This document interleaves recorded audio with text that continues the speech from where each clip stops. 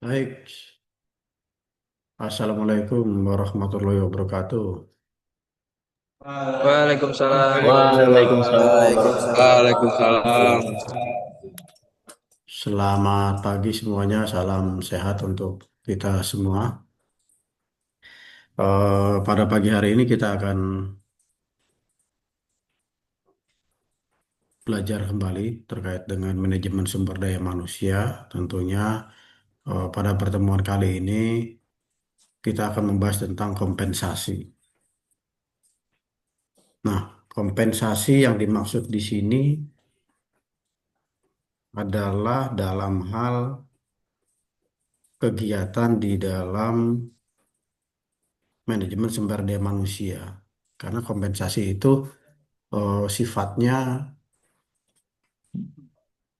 banyak sekali ya. Maksudnya ini dinamikanya di luar sana juga banyak yang menggunakan kompensasi.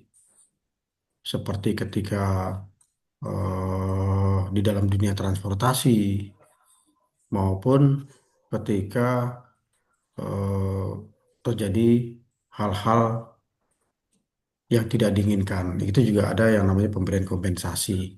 Nah, dalam hal ini tentunya agak berbeda di dalam manajemen sumber daya manusia. Sebelum kita masuk ke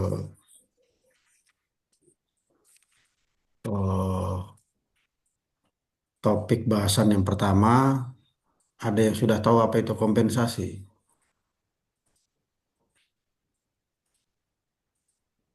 Ada yang tahu kompensasi?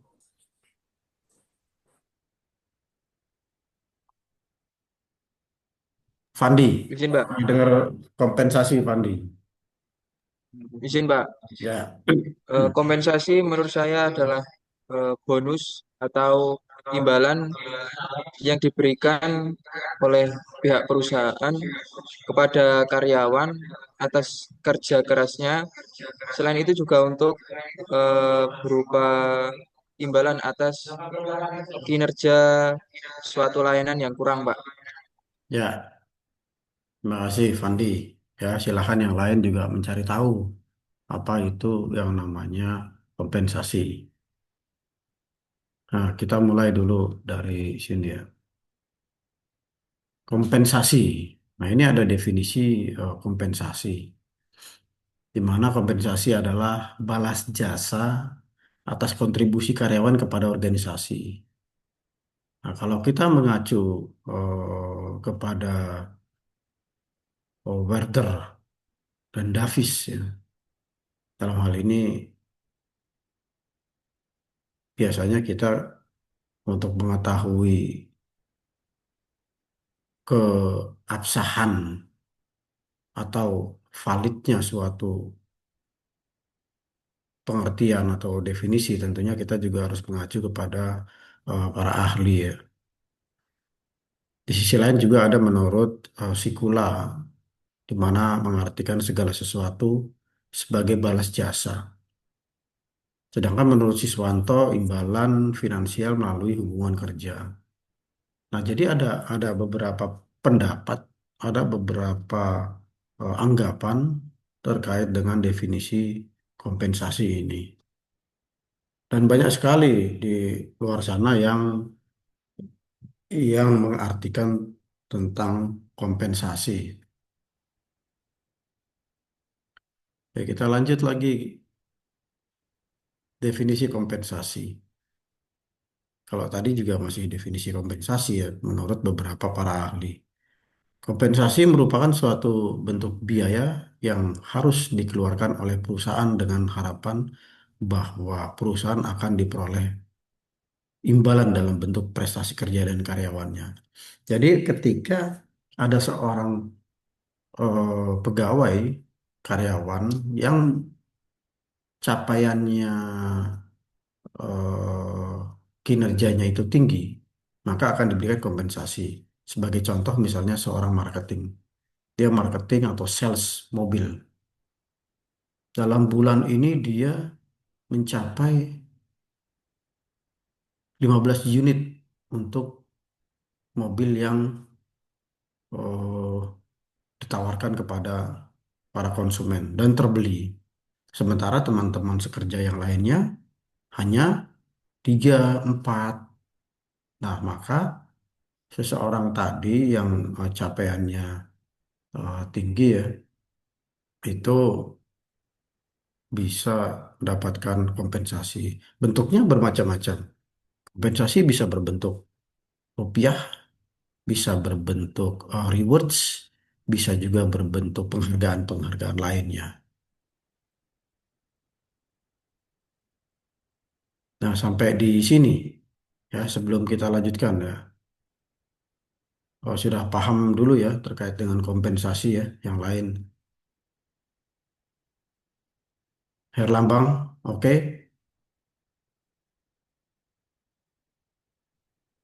Siap. Oke, Ya. Pak. Abdul Aziz, oke? Paham? Baik, saya lanjutkan. Belum paham, Abdul Aziz. Ya, ulangi nih, saya ulangi nih, Abdul Aziz nih. Mana suaranya Abdul Aziz?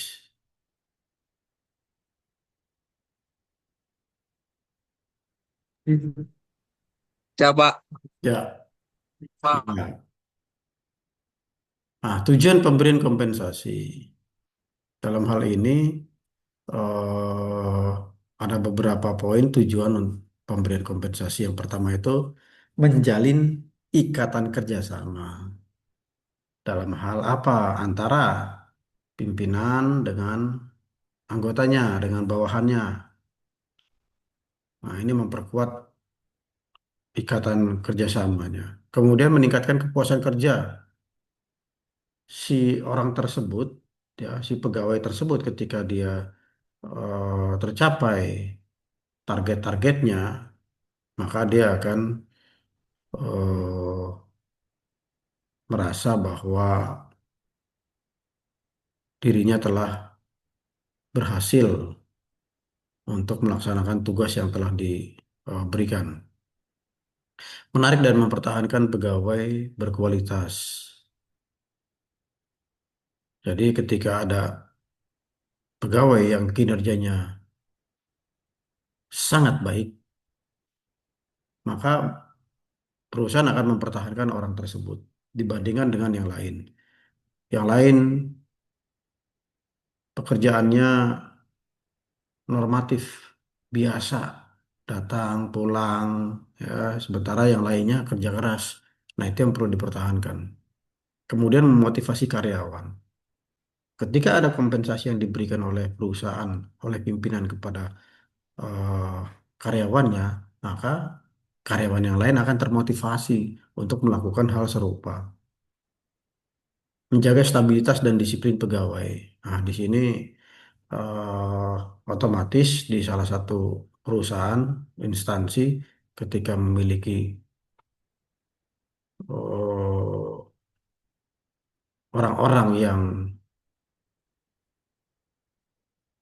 capaian kinerjanya baik, ya maka di dalam suatu perusahaan tersebut biasanya perusahaan itu bisa dikatakan sehat. Sehat dalam arti dari sisi keuangan, dari sisi pertanggungjawaban, ya dari sisi produksi misalnya, itu akan tetap bertahan, bahkan mungkin akan meningkat. Mengurangi pengaruh serikat buruh dan campur tangan pemerintah. Nah, dalam hal ini adalah yang sering kalian dengarkan ketika ada demo ya, dari para buruh. Kenapa mereka demo? Karena mereka pendapatannya kurang. Karena mereka merasa tidak ada perhatian dari perusahaan atau pimpinan kepada para karyawan. Nah, dalam hal ini juga pemerintah akan turun tangan ketika terjadi demo dan juga pemerintah dapat mengevaluasi perusahaan tersebut. Jadi apabila kompensasi-kompensasi ini diberikan kepada karyawannya, maka eh, tidak akan ada demo-demo yang sering terjadi. Kompensasi itu berupa gaji juga. Orang bekerja 25 hari, 24 hari, atau mungkin 30 hari kerja dalam satu bulan. Diberikan kompensasi. Kompensasinya berupa apa? Gaji. Gaji itu juga kompensasi. Namun, ketika capaian-capaian kinerjanya tercapai melebihi dari target yang telah ditentukan, maka akan diberikan tambahan kompensasi.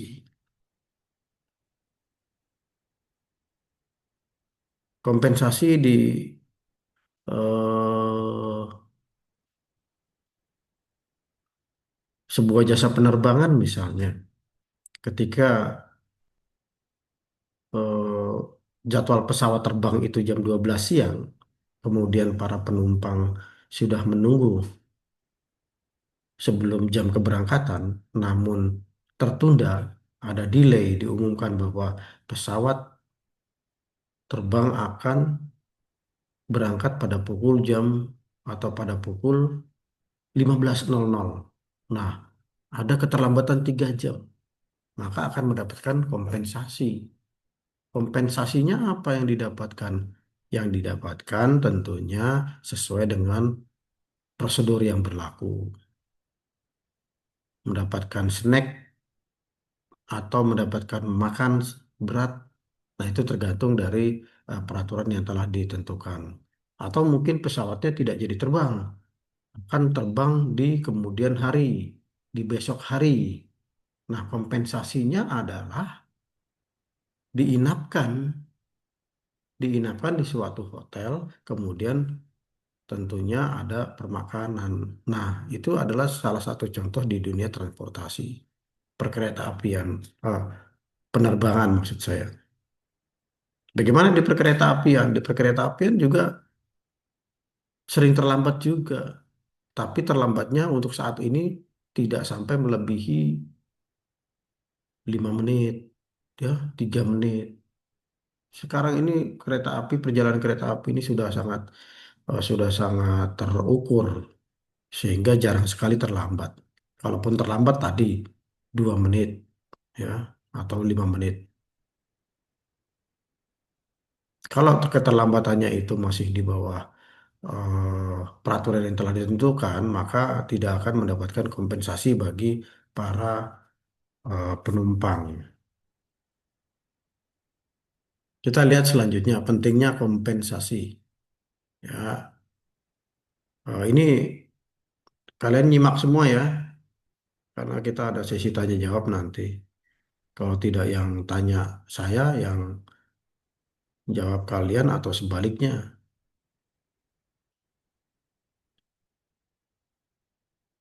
Pentingnya kompensasi, cerminan nilai pekerjaan karyawan.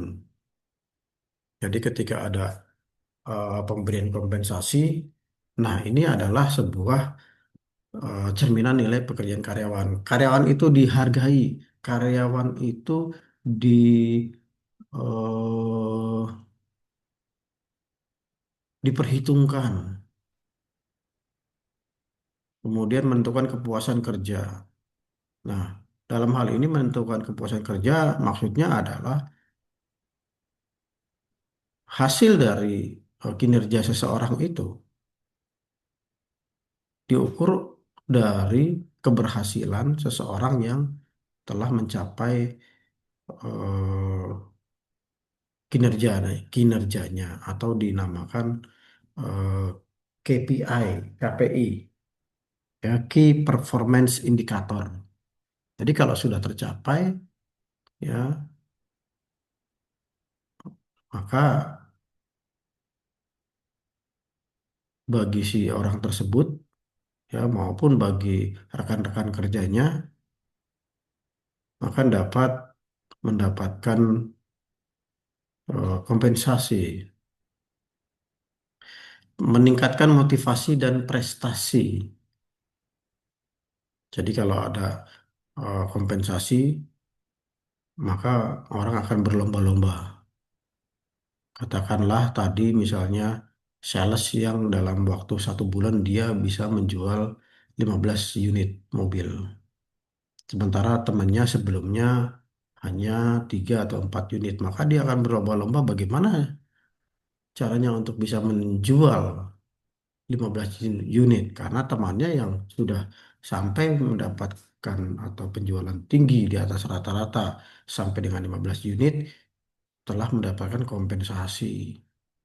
Dan kalau itu akan eh, terus-menerus dilakukannya dari tahun ke tahun, maka kompensasinya atau imbalannya juga bisa berupa jabatan selain dari penghargaan itu. Karena penghargaan itu banyak sekali ya jenisnya. Bisa bentuknya penghargaan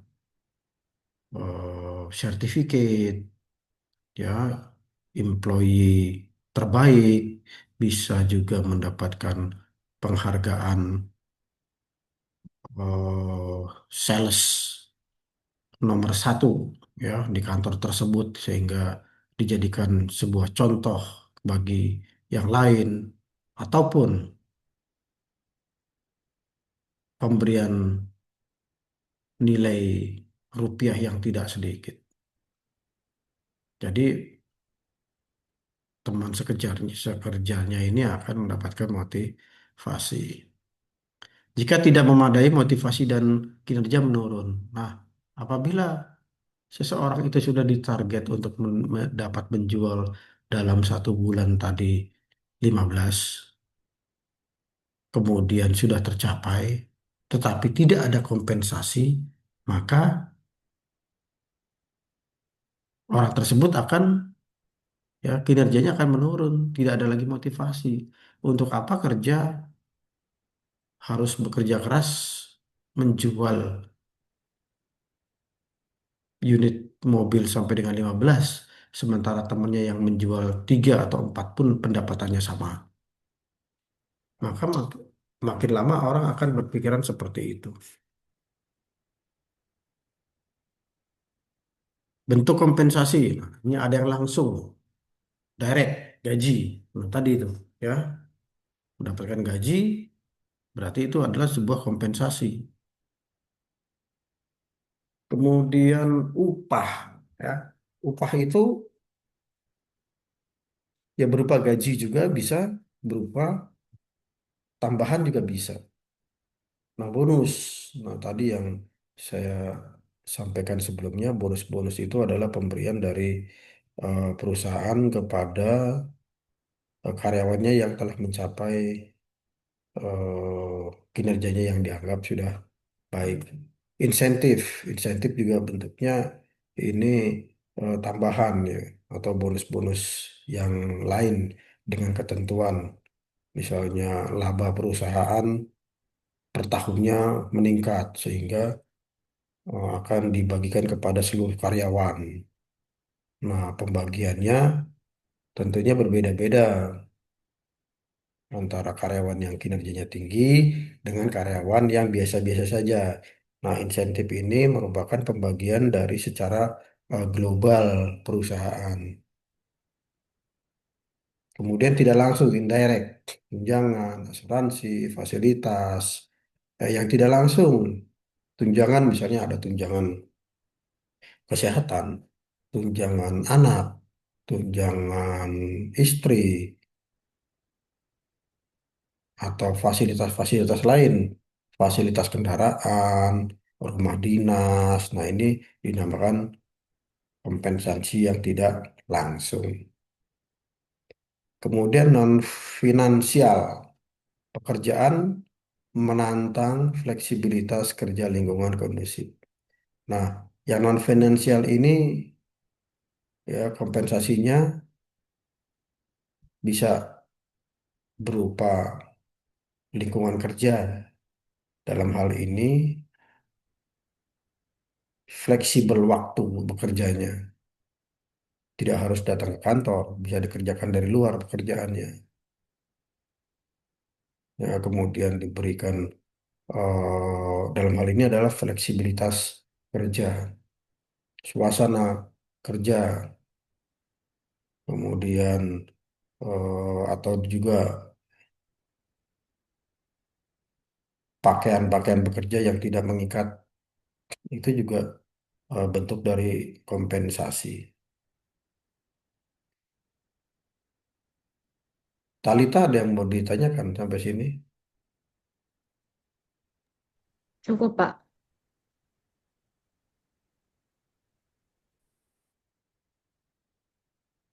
Fahmi, jadi tadi pengertian dari kompensasi apa, Fahmi?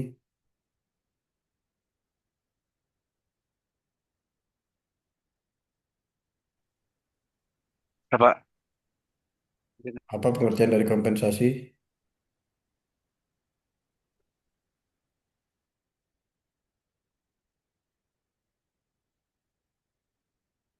Loh, kan tadi sudah dijelaskan. Hmm. Jelas jasa atau kontribusi karyawan pada kompensasi merupakan suatu bentuk biaya yang harus dikeluarkan oleh perusahaan dengan harapan bahwa perusahaan akan diperoleh imbalan dalam bentuk prestasi kerja dari karyawannya. Dalam bentuk prestasi kerja. Ya, Pak. Hmm. Baik, saya lanjutkan lagi ya, tolong disimak kepada yang lain ini.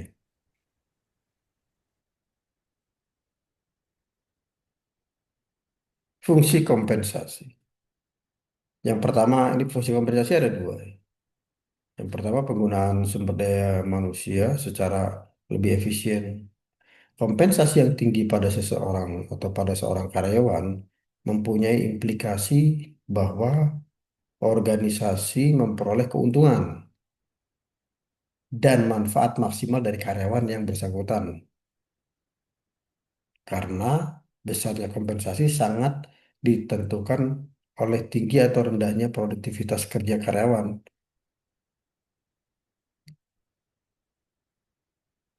Jadi di sini nomor satunya adalah penggunaan SDM secara lebih efisien dan efektif.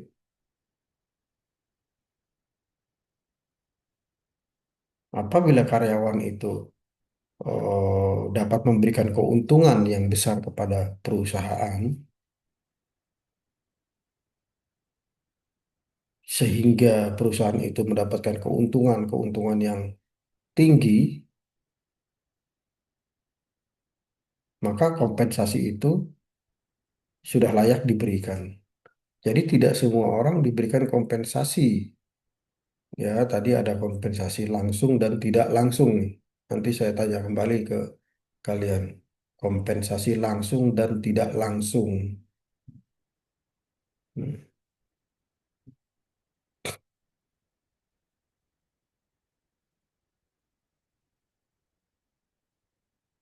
Jadi kalau seseorang itu diberikan kompensasi ketika sudah eh, mencapai target-target yang telah ditentukan, itu sangat layak. Baik lagi tadi, kenapa diberikan kompensasi? Untuk memotivasi rekan-rekan kerja yang lainnya. Kenapa diberikan kompensasi? Itu adalah salah satu bentuk tanggung jawab dari perusahaan kepada karyawannya. Yang kedua, ini yang satu nih fungsi kompensasi. Fungsi yang kedua adalah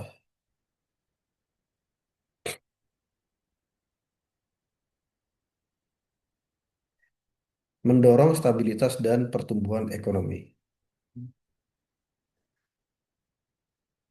Sistem kompensasi yang baik secara langsung dapat membantu stabilitas organisasi dan secara tidak langsung ikut andil dalam mendorong stabilitas dan pertumbuhan ekonomi.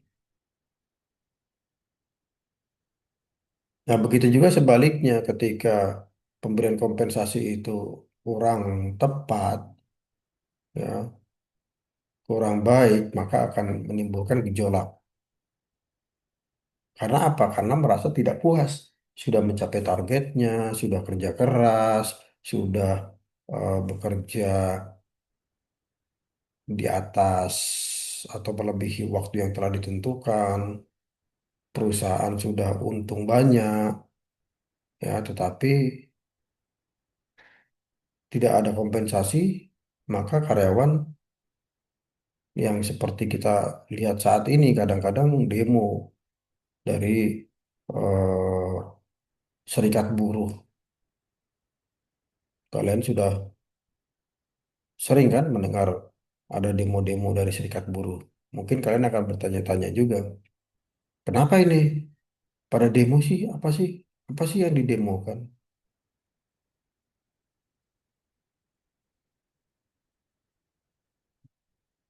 Ternyata kalau kita tarik ke belakang lagi, kenapa buruh demo? Ya karena ada permasalahan ini. Kenapa driver Gojek online, ya, driver online itu pada demo? Karena ini, karena kompensasi yang diberikan dari perusahaan kepada mitra itu menurut mitranya itu belum sesuai. Bahkan itu tidak sesuai. Sehingga mereka demo.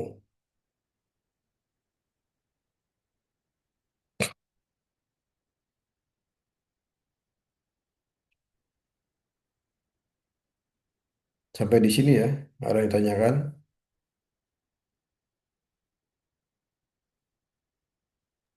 Ya, belum, Mbak.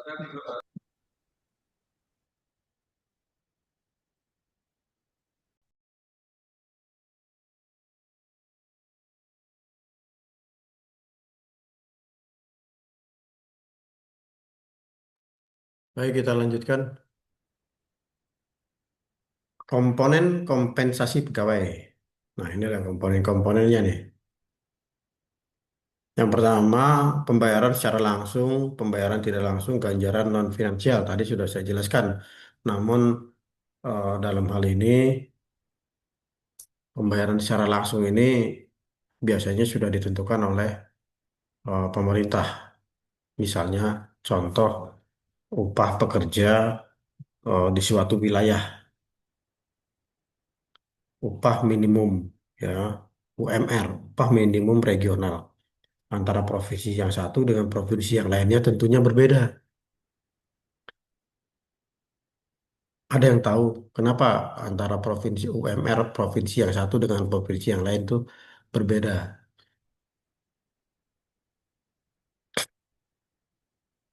Galuh, mana Galuh? Siapa? Ya,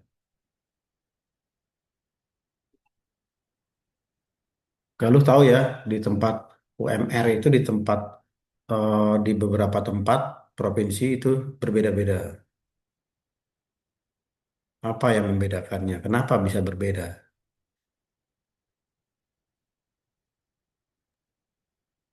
Bisa dipengaruhi faktor biaya hidup yang bervariasi, Pak. Biasanya tiap daerah kan berbeda-beda. Terus kebijakan pemerintah pusat sama daerahnya. Terus apa lagi? Tingkat inflasinya. Inflasinya. Ya, Jadi kalau uang 10.000 di Jakarta dengan uang 10.000 di Solo berbeda ya, kalau ya.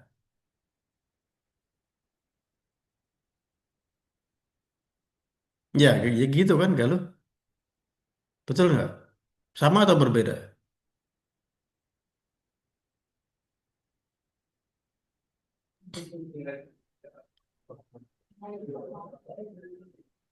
Berbeda secara nominal sama, tetapi secara fungsi berbeda. 10.000 di Jakarta mungkin ya sulit untuk mendapatkan makanan nasi dengan lauk telur sayur tempe goreng. Tapi di Solo 10.000 masih bisa. Nominal uangnya sama 10.000, tapi secara fungsi penggunaannya itu berbeda. Nah, balik lagi nih tadi pembayaran secara langsung itu terdiri dari apa aja? Galuh, masih galuh nih. Kompensasi yang dibayarkan secara langsung bentuknya apa? Tadi sudah loh. Secara Berupa apa? langsung tadi ada gaji, Ya, upah, bonus, sama insentif, Pak. iya. Insentif. Alip, insentif itu apa, Lip?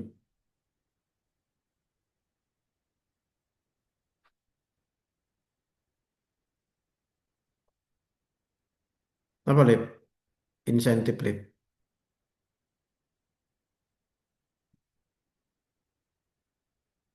Oh, kan? Bingung kan?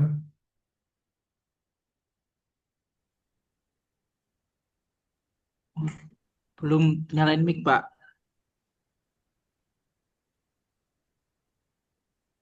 Insentif itu dorongan atau imbalan tambahan, Pak, berupa uang, barang, atau materi, Pak. Ya, contohnya seperti apa tadi yang saya jelaskan loh. Bagaimana itu?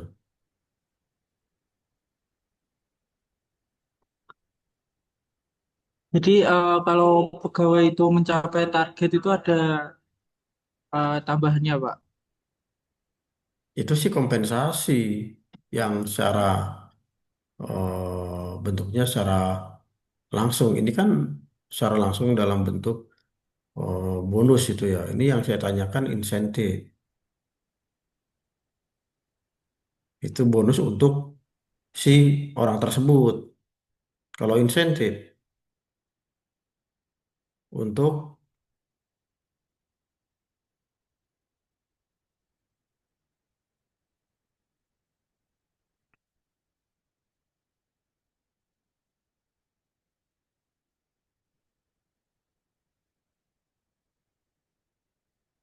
ya lanjut ke Nove.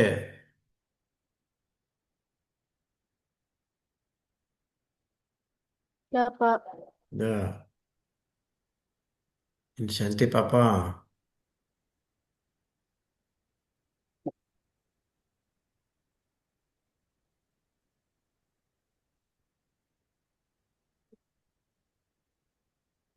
Insentif adalah motivasi yang diberikan perusahaan ketika berhasil mencapai target. Ya, jadi insentif itu adalah secara global ya perusahaan itu karena perusahaan produksi misalnya mendapatkan keuntungan yang besar, maka seluruh pegawai mendapatkan insentif. Seluruh pegawai mendapatkan insentif, namun berbeda-beda insentifnya antara pegawai yang satu dengan yang lainnya. Kalau insentif tadi berupanya bonus, maka umumnya bonusnya itu hanya kepada orang tertentu ya yang capaian kinerjanya lebih baik di antara yang lain. Tadi contoh yang 15 unit laku, kemudian dia mendapatkan bonus, kompensasinya berupa bonus. Tapi yang dapat 4, 3, dia nggak dapatkan bonus. Kapan dia akan mendapatkan? Nanti setelah dihitung selama 1 tahun penjualan penuh atau 2 tahun sudah mencapai target melebihi bahwa perusahaan tersebut untung besar, maka akan diberikan bonusnya. Jadi ada yang bonus kepada perorangan, individu maupun kepada tim. Gitu ya Nove ya. Kemudian pembayaran tidak langsung. Tika, pembayaran tidak langsung apa? Berupa apa? Izin, Pak. Mungkin pembayaran tidak langsung itu contohnya seperti tunjangan, asuransi, dan fasilitas. Ya, asuransi itu asuransi seperti apa kira-kira? Mungkin kalau udah menjadi karyawan itu diberikan asuransi kesehatan. Jadi kalau misalnya ada kecelakaan kerja itu nanti bisa di backup pakai asuransi itu, Pak. Ya, bisa diklaim ya, gitu. Ya, asuransi. Nah, sekarang ke ganjaran non finansial. Kalau tadi ada langsung, ada tidak langsung, ini ada ganjaran non finansial. Ini bentuknya apa ya, Talita? Izin Pak, untuk non-finansial itu pekerjaan menantang, fleksibilitas kerja, dan juga lingkungan kondusif Pak. Seperti contohnya, apabila seorang karyawan dinyatakan, misalkan dia penjualannya lebih dari yang lain, bisa lewat dinaikkan jabatan gitu Pak, Ya, reward ya, reward. kompensasinya. Kompensasinya bisa naik jabatan atau mungkin dia mendapatkan ya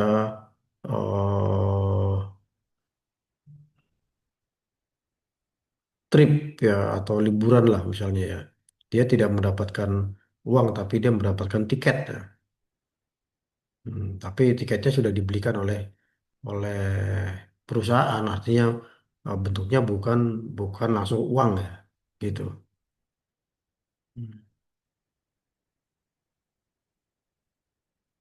Namun tadi lebih tepatnya lagi adalah berupa jabatan, berupa penghargaan-penghargaan lain, promosi namanya biasanya kalau di sebuah instansi itu promosi dipromosikan menjadi apa?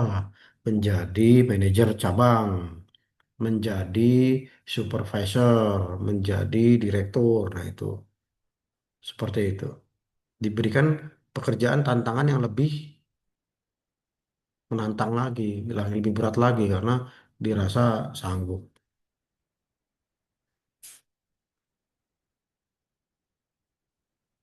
Selanjutnya, faktor yang mempengaruhi kebijakan kompensasi. Pertama adalah faktor pemerintah. Nah, pemerintah dalam hal ini juga ada ikut andil ya dalam menentukan standar gaji. Tadi yang kita bahas UMR tadi yang Galuh sampaikan itu. Standar gajinya apa? Berapa? Kemudian penawaran bersama perusahaan dan pegawai. Yang dimaksud di sini penawaran eh, bersama adalah kerjasama antara karyawan dengan perusahaan, adanya kesepakatan. Kemudian standar dan biaya hidup. Nah, standar biaya hidup tadi si Galuh juga jelaskan di tiap daerah berbeda. Hidup di Madiun dengan hidup di Bali, nah, berbeda. Biaya hidupnya jauh lebih tinggi yang mana? Tentunya provinsi, kota besar lebih tinggi dibandingkan dengan daerah-daerah lain. Perbandingan upah juga mempengaruhi antara upah yang satu dengan upah yang lain, di mana di tiap daerah dalam hal ini. Jadi dalam hal menentukan kompensasi, sebuah perusahaan juga melakukan patok banding, melakukan perbandingan dengan beberapa daerah maupun beberapa perusahaan. Kompensasinya apa saja sih yang diberikan kepada karyawan?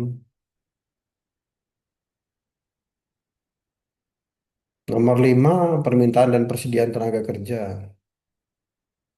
Nah, ini harus disesuaikan jumlahnya.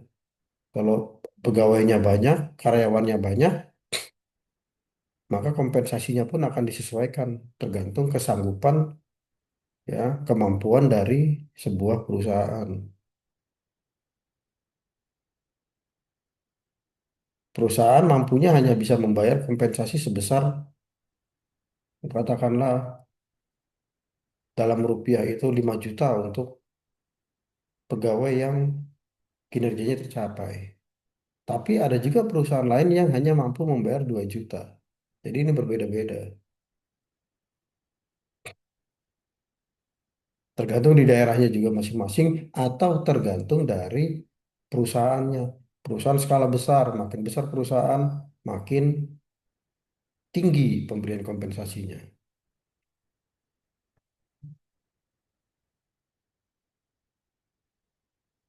Faktor penentu kompensasi finansial ini menurut Mondi and Noy.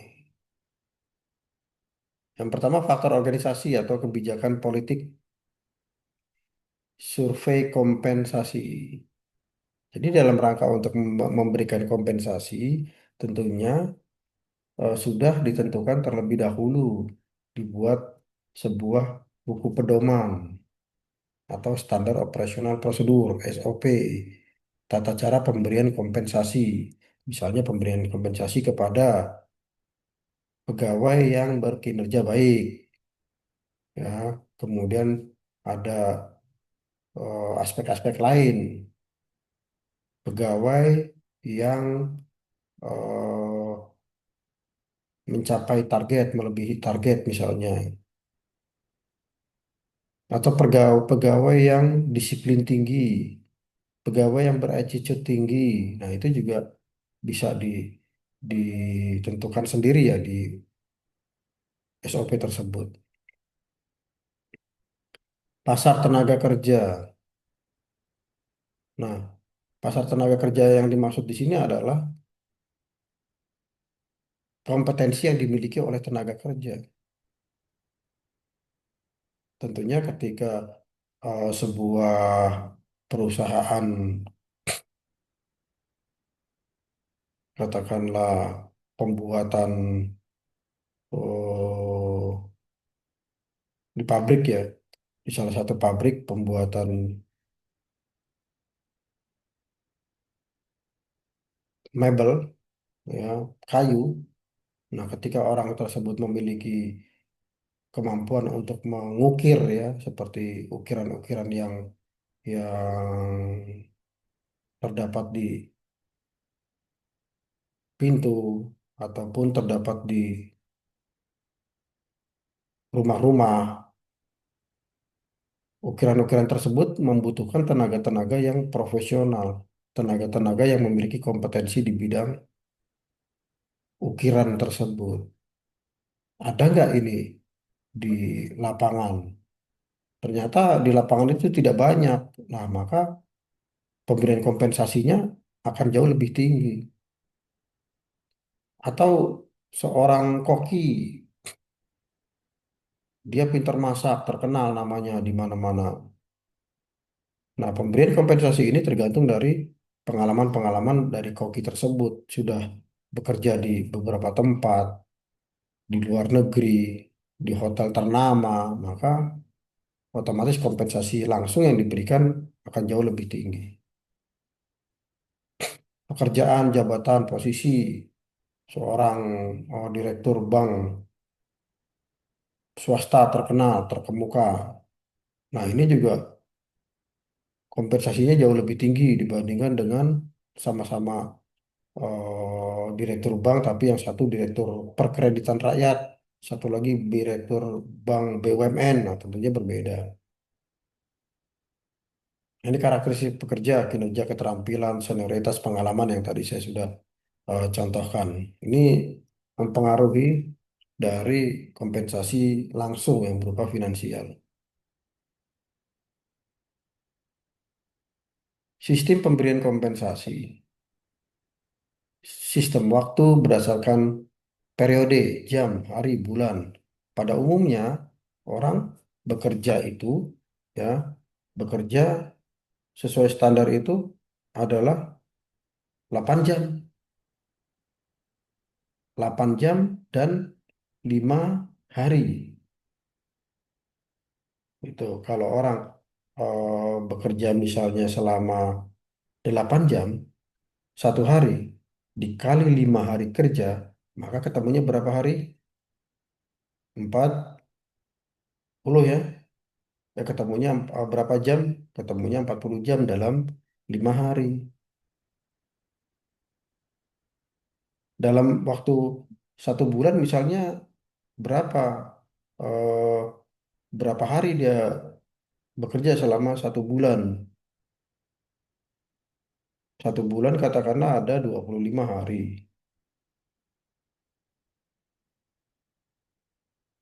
1 bulan dikali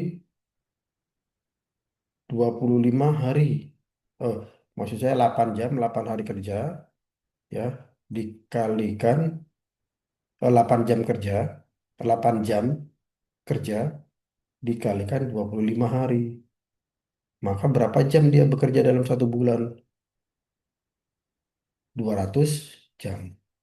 Dan tidak melebihi dari 200 jam. Nah, ketika dia melebihi 200 jam, maka sudah layak diberikan kompensasi.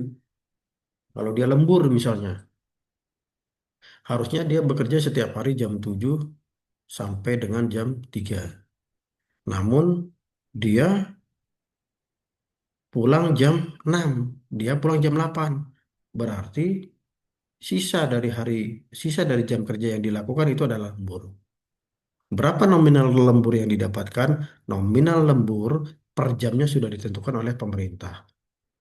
Diatur di dalam peraturan Undang-Undang Ketenagakerjaan. Hampir seluruh perusahaan menggunakan itu. Di PNS pun, di ASN pun menggunakan itu juga. Sekitar 30.000 1 jam misalnya. Hanya 30.000 1 jam. Plus tambah uang makan. Uang makannya pun tergantung dari daerah setempat. Kalau uang makannya 20.000, berarti 30.000 per jamnya, per jam dia lembur, tambah uang makan 20.000. Tapi kalau dia kerjanya 5 jam, berarti 30 kali 5 plus 20.000. Bukan tiap jamnya mendapatkan uang makan 20, bukan.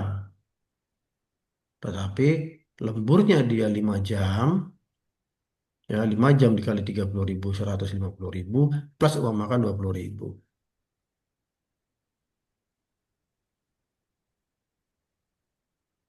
Paham ya sampai di sini? eh Catur,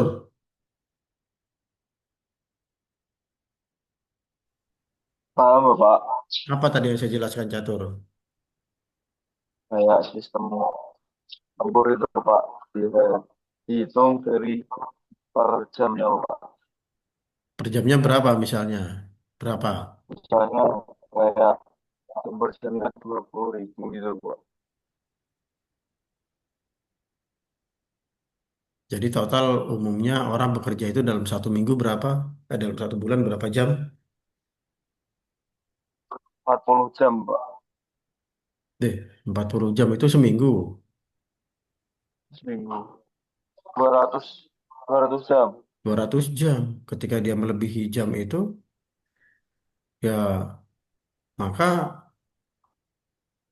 harus dibayar dengan kompensasi. Kompensasinya kompensasi langsung. Tadi lembur. Kalau dia dilakukan itu selama lemburnya itu dilakukan selama 7 hari, tinggal dikalikan.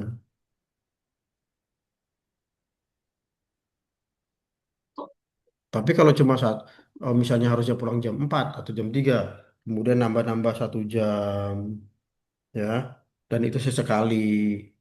Nah, itu tergantung lagi nih, apakah mau minta lembur, apakah itu bentuk loyalitas. Karena ada juga perusahaan yang, wah kalau cuma 1 jam ya loyalitas kerja lah gitu. Tapi idealnya sebetulnya dibayar. Namun teknis di lapangan, ya, loyalitas kerja itu juga penting.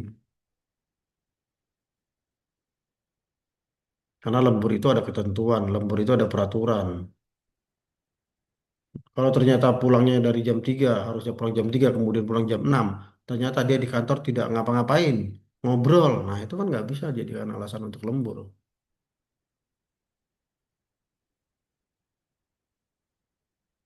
Davina, baca Davina nih, ya.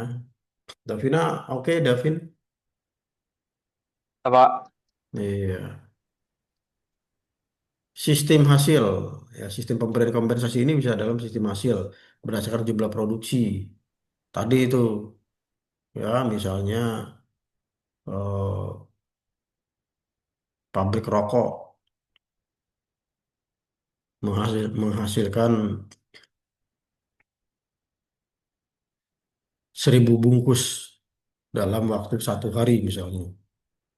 Nah ini output. Yang dimaksud di sini adalah karena pekerja pekerja misalnya pekerja yang membuat linting-lintingan rokok itu kan kecepatan tangan orang itu kan berbeda-beda ya. Kecepatan tangannya bekerja. Ada yang bisa dapat 1 hari dalam 1 jam misalnya 50, ada yang baru dapat 30, tergantung kecepatannya. Jadi dalam pemberian kompensasi ini ada menggunakan sistem waktu, ada menggunakan sistem hasil, atau menggunakan sistem borongan berdasarkan volume dan durasi pekerjaan.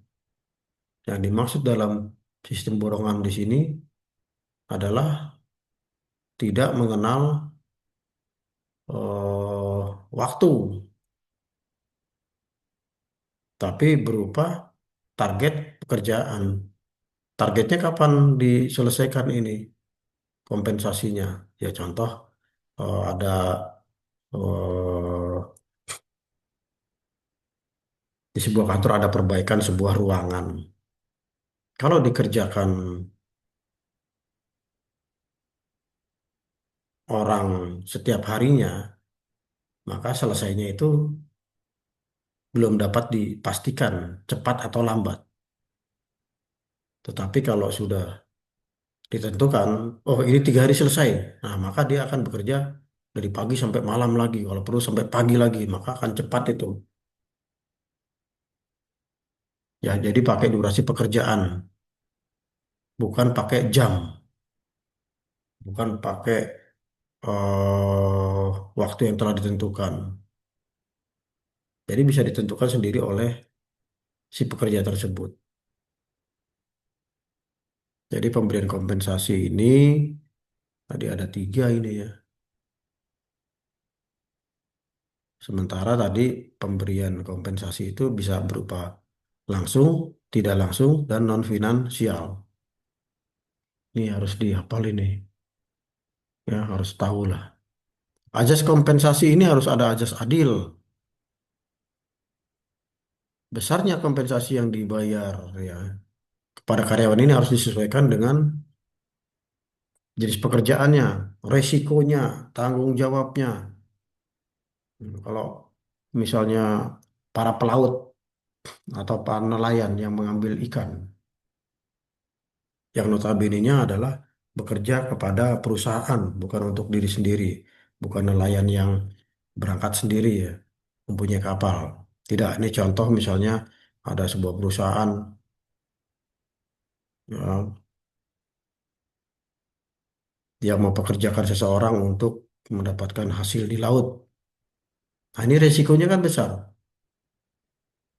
Dia berhari-hari di laut, kemudian tanggung jawabnya besar, ditarget mendapatkan ikan berapa ton.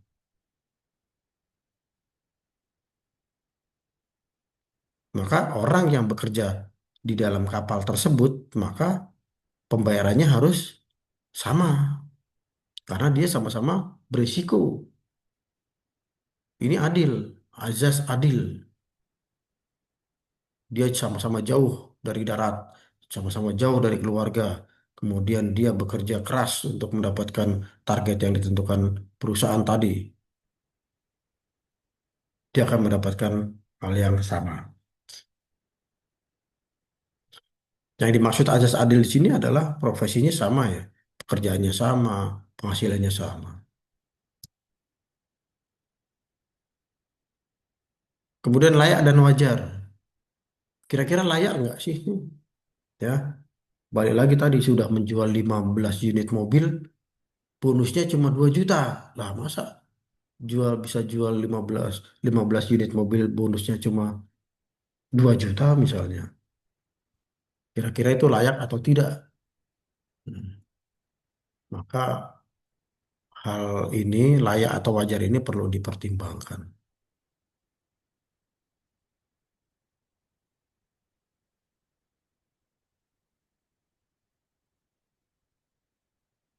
Jadi kembali lagi tadi, ya, layak dan wajar itu menurut siapa? Yang pertama menurut pemerintah, kedua menurut perusahaan tersebut, ketiga dikembalikan lagi kepada karyawan. Oh, masa saya jual mobil 15 cuma dikasih segini? Nah, itu menurut si karyawan tersebut. Tetapi ternyata kemampuan bayarnya dari perusahaan ya memang sih itu cuma 2 juta misalnya.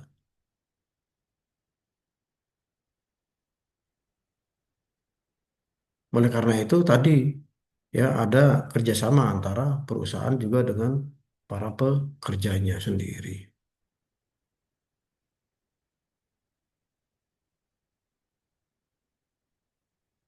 Kelebihan dan kekurangan dari sistem kompensasi ini. Ya, sistem yang tadi pakai waktu, hasil, maupun borongan. Yang waktu ini mudah administrasinya, tapi kurang adil bagi pekerja rajin. Ada yang datangnya rajin, ya, yang pernah saya ceritakan, orang-orang sudah pulang tapi dia masih masih ada di situ, ya. Secara administrasi tercatat, tapi bagi orang-orang yang rajin itu merugikan. Maksudnya di sini kalau jam kerja orang betul-betul jam kerja, tapi misalnya kerja jam 7, kemudian pulang jam 3, jam 7. Kalau orang yang rajin, dia akan datang sebelum jam 7. Kalau orang yang rajin, maka dia akan pulang setelah waktu yang telah ditentukan. Jam 3 misalnya pulang, dia tidak betul-betul jam 3. Tet, langsung pulang. Karena kalau menggunakan sistem waktu, masuk jam 7, maka orang tersebut datang jam 6:53 pun itu dia dikatakan tepat waktu. Pulang, ya, sebelum pulang jam 3 dia sudah ada, jam 3 kurang 2 menit dia sudah ada di depan pintu keluar untuk absen, itu pun tepat waktu. Tapi ini tidak adil bagi orang-orang yang rajin. Dia akan menyelesaikan pekerjaannya terlebih dahulu walaupun waktunya sudah lewat. Sistem hasil mendorong produktivitas tapi kualitas bisa menurun. Dari hasil, kalau menggunakan sistem hasil ini, dari produktivitas oke, tapi kualitas bisa menurun. Kenapa bisa dianggap menurun? Karena misalnya produksinya banyak sekali, ya, hasil produktivitasnya banyak, tapi lelah, ya, pekerjanya diporsil waktunya, digunakan waktunya eh, katakanlah selalu lembur.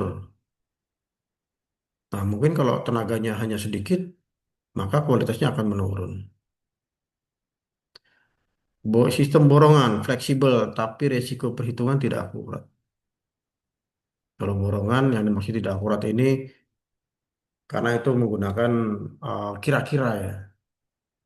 Pekerjaan ini selesai dalam waktu 2 hari, dibayar sekian. Nah, karena dia kerjanya cepat-cepat, buru-buru, maka hasilnya belum tentu akurat. Ini kelebihan dan kekurangan dari sistem waktu, sistem hasil, sistem borongan.